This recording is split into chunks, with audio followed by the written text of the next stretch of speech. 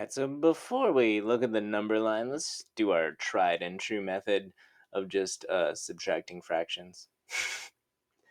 Alright, so let's pretend if we're going to turn this into a kindergarten problem and a fifth grade problem, it's not going to work, right? Because sure, the kindergarten problem is 1 by itself, hooray, but our fifth grade problem is 1/3 minus 2/3, which would give us -1/3, which is not a fifth grade problem. All right, so one day you can do that, not today.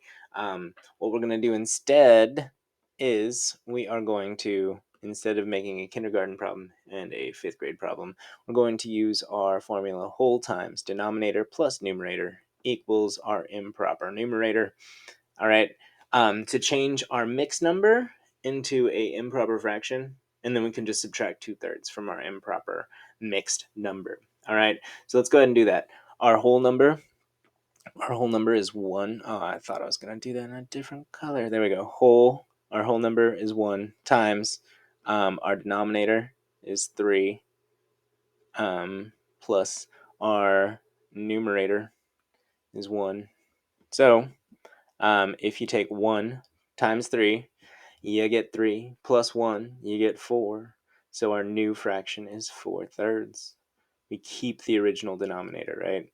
We keep the original denominator. That does not change. So we're going to change our problem now to 4/3 minus 2/3, which gives us 2/3. Would you look at that? And since our numerator is 1 less than our denominator, that means it's simplified. We just can't simplify that. It's just not going to happen. Not in fifth grade. Maybe one day, but if your numerator is 1 off from your denominator, it's a simplified answer. So 2/3 would be your answer. Now let's take a look at how that works on a number line. So maybe not. They're not going to show us. So I guess we could try. Here's like, if this is 1, and then this is 2. Oh wait, I need to start at 0. All right, so if this is 0, and then this is 1, and then this is 2 right here, then we have 1/4, or 1/3, 2/3. Oh, that looks terrible. All right, I'm going to try this one more time. I'm sorry. I thought I knew what I was doing, and then I made it look awful. All right, so here's 0, here's 1, and here's 2. All right, so here is 1/3, 2/3, and then this would be 3/3 or 1. That's 1 and 1/3. That's 1 and 2/3. And then there's, I guess, 1 and 3/3, which would be 2. So here is 1 and 1/3. That's Jeremy's, or Kira's, right? That's Kira's. And then Jeremy's is only, oh man, I thought I changed colors. Yeah, Jeremy's is only 2/3 a cup. Sorry, that looks terrible. So our difference is the difference between 2/3 and 1 and 1/3, which is, once again, 1/3 and 2/3. We made 2 jumps, so that is 2/3. We got the same thing. Obviously, the number line is not as convenient as the algorithm. It works, but it also takes a lot of planning and thinking. And the algorithm kind of does all that work for you. Okie doke, moving on.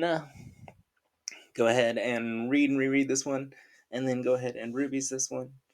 And just go ahead and try the whole thing, and then we can come back and just check rubies and check the problem and check to see how you did. But I don't think, just a hint, I think you can turn this one into a kindergarten problem and a fifth grade problem. If you want to turn it into an improper fraction, you can, but that's a lot of work. It'll actually be way more complicated. So I would suggest that if you were going to try this one, that you turn it into a kindergarten problem and a fifth grade problem. All right, welcome back. So let's go ahead and rubies this. Dan needs 7 5/6 yards of fence to surround his backyard. He has 3 1/4 yards of fence in his garage. How many more yards of fence will Dan need to surround his yard? And we'll read it once, we'll read it again. Dan needs 7 5/6 yards of fence to surround his backyard. He has 3 1/4 yards of fence in his garage. How many more yards of fence will Dan need to surround his yard? Come back and find out.